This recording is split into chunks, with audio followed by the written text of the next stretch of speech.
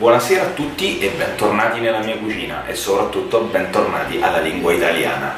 Quest'oggi farò una video ricetta che non avevo preventivato, ma ho deciso comunque di farvela, per questo motivo non sto qui a parlare inglese eccetera eccetera. Facciamo il contrario questa volta, per chi non parla italiano metterò i sottotitoli in inglese qua sotto. È quasi ora di cena e oggi avevo voglia di fare qualcosa di un po' particolare e quindi ho deciso di fare dei cordon bleu fatti ovviamente da zero, non quelli comprati surgelati, con una impanatura golosa e croccante. Infatti andrò a fare una panatura un po' particolare, nel senso, invece che utilizzare il solito pan grattato andrò a utilizzare della quinoa soffiata, dei fiocchi di farro, che anche questi sono molto croccanti, molto buoni. Ovviamente tutto non deve essere zuccherato. E poi nell'impanatura andrò anche a utilizzare del sesamo nero, del sesamo, dei semi di papavero e ci ho messo anche dei fiocchi di cipolla, perché a me la cipolla disidratata piace un sacco. Quindi non ci rimane che metterci all'opera. Vedrete che sarà una cosa molto rapida.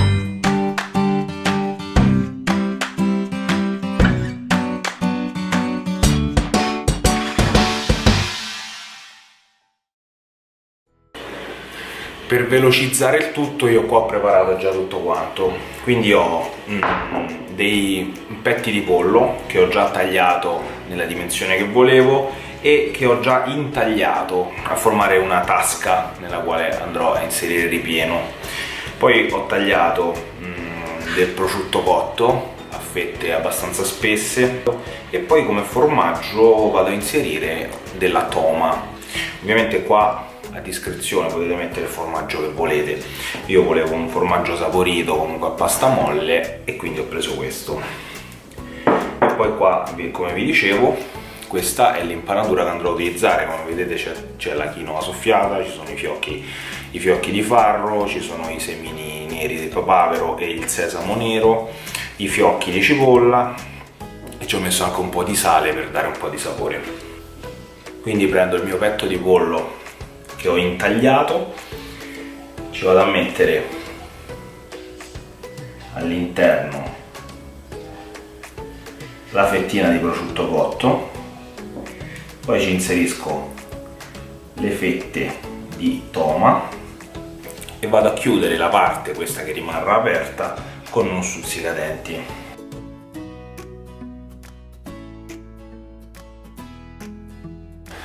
Ok, quindi la base del nostro cordon bleu è fatta, quindi non mi rimarrà che andare a immergere il cordon bleu dell'uovo e poi nell'impanatura. Lo vogliamo molto impanato, deve essere ben ricoperto, quindi utilizziamo anche le mani e lo posiziono sulla carta forno, perché questi qua li andrò a cuocere in forno e non li andrò a friggere. Ed ecco qua questa sottospecie di cordon bleu che ho inventato questa sera. E non mi rimane che mettere un filo d'olio sopra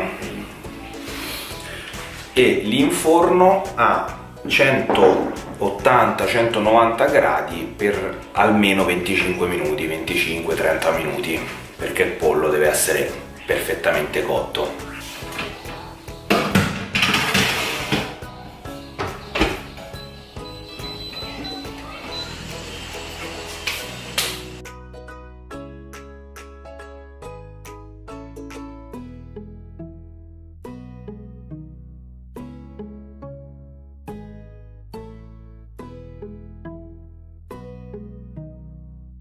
Vedete, è bello filante, il pollo è cotto perfettamente. Vado ad assaggiare.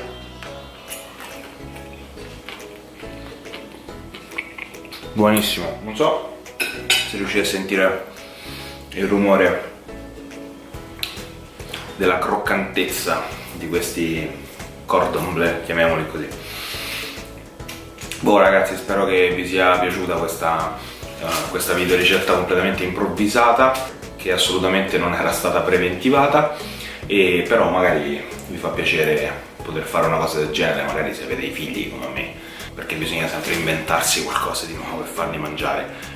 Quindi evito di comprare i cordon bleu preconfezionati e faccio io qualcosa di gustoso. Ci vediamo alla prossima. Vi ricordo che a breve, settimana prossima, arriverà un nuovo componente del canale, un famoso chef Dino, uno chef che arriva molto da lontano, e se siete curiosi rimanete qui sul canale. Ovviamente iscrivetevi e condividete più che potete, stiamo crescendo un sacco e sono contento, continuate così. Ciao ciao!